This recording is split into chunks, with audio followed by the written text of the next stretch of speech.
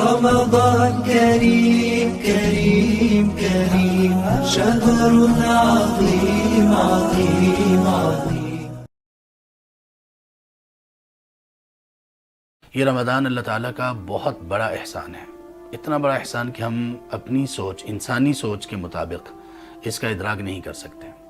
اس کی ایک جھلک ہمیں اس سے معلوم ہو سکتی ہے کہ وہ لوگ جو نیکی کی تڑپ ہم سے کہیں زیادہ رکھتے تھے، ہم سے کہیں زیادہ عبادت کے شوقین تھے، ہم سے کہیں زیادہ تقوی ان کا مطمع نظر تھا، وہ لوگ اس مہینے کو پانے کے لیے اس مہینے سے کئی ماہ پہلے، 6 ماہ پہلے ہی دعائیں کرنا شروع کر دیتے، اللہ کے سامنے التجائیں شروع کر دیتے کہ یا رب آپ ہمیں اس ماہ مبارک تک پہنچا دیجئے. اب رمضان جتنا بڑا اللہ کا احسان ہے، جتنی بڑی یہ نعمت ہے، اس سے کہیں بڑی نعمت یہ رمضان کی آخری 10 راتیں ہیں، یہ آخری 10 دن ہیں. یہ بہت اہم ہے. آپ یوں سمجھ لیجئے کہ یہ جو سیزن ہے نیکیوں کا، یہ اس سیزن کی پیک ہے. یہ 10 دن، 10 دن اور یہ 10 راتیں، خاص طور پر راتیں، یہ رمضان میں جو نیکیوں کا سیزن ہے، جو اللہ کی رحمتوں کو پا لینے کا سیزن ہے، جو اللہ تعالیٰ کی مغفرت کو حاصل کرنے کا سیزن ہے، جو اپنے آپ کو جہنم سے آزاد کروانے کا سیزن ہے، یہ اس کی انتہا ہے، پیک ہے یہ. اور ہر چیز کا آخری حصہ بہت ہی زیادہ اہم ہوتا ہے. دیکھیے رمضان کا یہ آخری حصہ ہے، بہت اہم ہے. اسی طرح سے ہم جب حج اور عمرہ کے لیے جاتے ہیں تو اس کے آخری ایام کس قدر انسان کو تڑپا کے رکھ دینے والے ہوتے ہیں. انسان کا دل چاہتا ہے کہ میں اس سے دور جا رہا ہوں، تو انسان چاہتا ہے کہ بس زیادہ سے زیادہ وقت دے، وہ حرم کو، خانہ کعبہ میں وقت گزارے، نماز وغیرہ پڑھے. اسی طرح سے ہماری عمر کا آخری حصہ انتہائی اہم ہوتا ہے، بہت اہم. اور نبی صلی اللہ علیہ وسلم نے بھی یہ فرمایا انما الاعمال بالخواتیم، اعمال کا دار و مدار، اعمال کا تعلق، اعمال کا کیسے انسان کے ساتھ برتاؤ کیا جائے گا، وہ آخری اعمال پر موقوف ہے. اسی طرح عمر کا آخری حصہ بھی اس لیے اہم ہوتا ہے کہ وہ انسان کی اللہ کی طرف جانے کی ایک تیاری کا حصہ ہے. تو یہ آخری جو وقت ہے یا آخری جو حصہ ہے مختلف چیزوں کا اسلام میں، اسلامی کے لیے، وہ بہت اہم ہوتا ہے.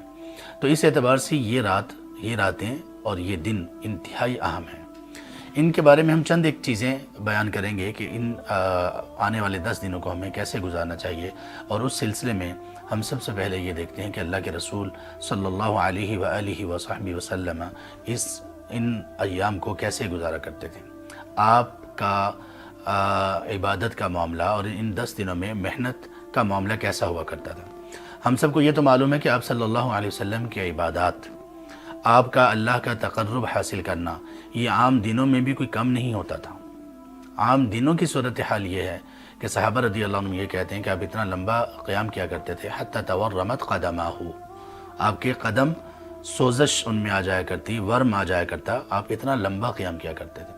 اور ایک حدیث میں یہ بھی پتہ چلتا ہے، وہ رمضان کی نہیں ہے، رمضان کے علاوہ کی وہ بات ہے کہ آپ نے ایک مرتبہ تہجد میں 2 رکعت میں 5.5 پارے تقریباً تلاوت کیے، سورۃ البقرہ، سورہ النساء اور سورہ آل عمران، اسی ترتیب سے پہلے البقرہ پڑھی، پھر النساء پڑھی، پھر آل عمران پڑھی، اور یہ 1 رکعت میں پڑھی. سبحان اللہ، یہ 1 رکعت تھی.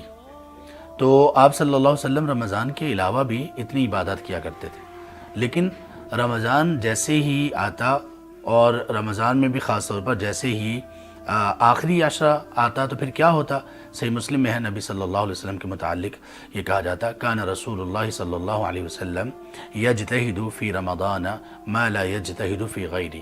آپ رمضان میں عبادات کی جیسی کوشش کیا کرتے تھے وہ باقی دنوں سے بہت بالا اور بہت اعلیٰ ہوتی، بہت زیادہ ہوتی. باقی دنوں کی نسبت رمضان میں آپ صلی اللہ علیہ وسلم کی عبادات کی جد و جہد زیادہ ہوتی. وفی العشر الاواخر منہ ما لا یجتہد فی غیرہ، اور رمضان میں بھی آخری عشرے میں آپ کی محنت، آپ کی کوشش، آپ کی لگن، آپ کا عبادات میں بہت آگے بڑھنا، یہ باقی رمضان کے دنوں سے کہیں زیادہ ہوتا تھا. اور ایسی کوشش تھی کہ جو اس کے علاوہ باقی دنوں میں دیکھنے میں نہیں آتی تھی. یہ اللہ کے رسول ہیں صلی اللہ علیہ وسلم، جن پر کوئی غلطی، خطا، گناہ نہیں ہے، جو اللہ تبارک و تعالیٰ کے خلیل ہیں. یہ وہ رسول ہیں جو امام الانبیاء والمرسلین ہیں، سید الاولین والآخرین ہیں. تو یہ ان کے احوال ہیں کہ وہ اس رمضان کو کس طرح سے گزارا کرتے تھے۔ ایک دوسری حدیث میں، اب اس سے تو ہمیں یہ پتہ چلا صحیح مسلم کی اس حدیث سے کہ آپ صلی اللہ علیہ وسلم کس قدر کوشش کیا کرتے تھے رمضان میں، رمضان کی عبادات کے سلسلے میں، اور یہ بھی پتہ چل گیا کہ رمضان میں آخری 10 دنوں کے متعلق آپ صلی اللہ علیہ وسلم کی کوشش ایسی ہوتی تھی کہ اور کسی بھی سال کے دنوں میں نظر نہیں آتی تھی۔ اب وہ کوشش کیسی تھی، کیا کرتے تھے آپ صلی اللہ علیہ وسلم؟ آپ 4 کام آپ کے متعلق سیدہ عائشہ رضی اللہ عنہ بیان کرتی ہیں، 4 کام آپ صلی اللہ علیہ وسلم کیا کرتے تھے۔ اذا دخل العشر، صحیح بخاری اور صحیح مسلم میں یہ حدیث ہے، اذا دخل العشر، جب یہ آخری 10 دن داخل ہوتے یا آخری تہائی داخل ہوتی، احی اللیل، سب سے پہلا کام یہ کرتے آپ راتوں کو زندہ کرتے، یعنی راتوں کو جاگتے، عبادات میں گزارتے۔ ورنہ عام طور پر آپ صلی اللہ علیہ وسلم کا معمول یہ ہوتا تھا کہ آپ رات کو نوافل بھی پڑھتے تھے، تہجد بھی پڑھتے تھے، قیام اللیل بھی کرتے تھے اور آرام بھی فرمایا کرتے تھے۔ یہ آپ کا عام روٹین آپ کی یہی ہے۔ لیکن سبحان اللہ، رمضان میں آپ صلی اللہ علیہ وسلم عام راتوں کی روٹین سے ذرا زیادہ کرتے، اور آخری جو عشرہ ہوتا اس میں تو راتوں کو سویا ہی نہیں کرتے تھے۔ احی اللیل، یہ پہلا کام، رات کو آپ صلی اللہ علیہ وسلم سوتے نہیں تھے۔ اب رات کو نہ سونے کا مطلب یہ نہیں ہے کہ رات کو ہم لوگ آپس میں بے مقصد بات چیت کریں، کھانا پینا جاری رکھیں، چائے چل رہی ہے، قہوہ چل رہا ہے، کھانے پینے کی چیزیں چل رہی ہیں اور اس طرح کی گپیں چل رہی ہیں۔ نہیں، ایسا نہیں۔ اس میں رات جاگنے کا مطلب یہ ہے کہ ہمیں زیادہ قیام کرنا چاہیے، نماز کی حالت میں ہم ہوں یا پھر تلاوت اور اذکار کی حالت میں ہم ہوں۔ اس طرح سے راتیں ہماری گزرنی چاہیے۔ ہاں، ضرورت کی بات چیت کرنے میں کوئی حرج نہیں ہے، اور اسی طرح سے مذاکرہ کرنے میں کوئی حرج نہیں ہے، قرآن اور سننا وغیرہ کا، اس میں کوئی حرج نہیں ہے۔ طلب علم میں کوئی حرج نہیں ہے، درس و دروس ہم یہ کر رہے ہیں، یہ طلب علم میں آتا ہے، اس میں کوئی حرج نہیں ہے۔ لیکن انسان کو تنہائی بھی اس رات میں لازم، ان راتوں میں اپنے آپ کو تنہائی میں بھی رکھنا چاہیے، اور خوب دعائیں اور اذکار کرنے چاہیے، اور قیام پر خاص طور پر توجہ دینی چاہیے۔ یہ ہے احی اللیل کا، یہ پہلا کام آپ کرتے۔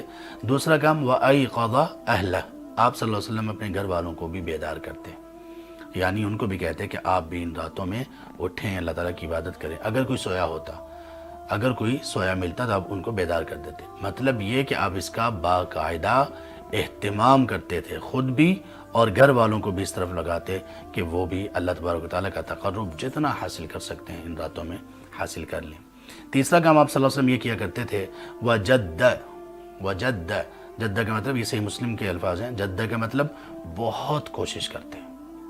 سبحان اللہ، دیکھیے کہ اللہ کے رسول صلی اللہ علیہ وسلم کی عام دنوں میں عبادات میں آپ کی دلچسپی، آپ کا شوق اور آپ کی محنت اور آپ کی مشقت کتنی زیادہ تھی، وہ رمضان میں کیسی ہوگی؟ اور رمضان کے بعد ان 10 دنوں میں یہ جو الفاظ آ رہے ہیں کہ بہت کوشش کرتے، سبحان اللہ، کیسے سوچا جائے کہ وہ کیسی کوشش ہوگی؟ عام دنوں میں جب آپ کی حالت یہ ہے کہ آپ کے قدم مبارک ورم کا شکار ہو جاتے، سوج جایا کرتے تھے، تو ان راتوں میں کیا ہوگا؟ جد، بہت محنت اور کوشش کرتے، بہت زیادہ اللہ تبارک و تعالیٰ کو راضی کرنے، اذکار وغیرہ یہ کوشش کرتے تھے۔ اور چوتھا کام وشد مئزرہ، اور اپنی کمر کس لیتے تھے۔ اس کی 2 طرح سے شرح کی ہے اہل علم نے۔ ایک اس کی شرح یہ ہے کہ آپ کمر کس لیتے، یعنی ان 10 دنوں میں بس اللہ کی عبادت، اللہ کی طرف توجہ، اللہ کے ساتھ تعلق کو مضبوط کرنا، اور نماز، تلاوت، اذکار وغیرہ، ان چیزوں کے لیے کمر کس لیتے تھے۔ آرام بھول جاتے، کھانے پینے کی فکر وہ نہیں ہوتی تھی، ویسے بھی رمضان ہے تو آرام کرنا، باقی سب چیزیں وہ پس منظر میں چلی جاتی۔ اللہ کی عبادت میں، یعنی زیادہ تر وہ عبادت جو تنہائی کی اور اللہ کے ساتھ ڈائریکٹ معاملہ ہو، وہ زیادہ کیا کرتے تھے۔ ایک اس کی یہ تفسیر کی ہے شد مئزرہ کا، اور دوسری اس کی شرح یہ کی گئی ہے شد مئزرہ کہ آپ اپنا ازار باندھ لیتے، یعنی آپ اپنی بیویوں سے دور رہتے، مباشرت نہیں کرتے تھے۔ یہ دوسری اس کی شرح کی گئی ہے۔ کیوں؟ اس لیے کہ رات کو تو پوری رات جاگنا ہے، اور جاگنے میں کیا کرنا ہے؟ اللہ تعالیٰ کی عبادت، رکوع، سجود، تلاوت، قیام وغیرہ، اور دن میں روزہ ہوگا۔ تو اس طرح سے ان دنوں میں مباشرت چھوڑ دیتے۔ کیوں؟ کس لیے؟ صرف اور صرف اللہ سبحانہ و تعالیٰ کی کے تقرب حاصل کرنے کے لیے۔ ایسا نہیں ہے کہ ان دنوں میں مباشرت ممنوع ہے یا ناجائز ہے، نہیں، بلکہ افضل یہ ہے کہ ان دنوں میں صرف اور صرف عبادت، قیام، تلاوت میں ان دنوں کو گزارا جائے۔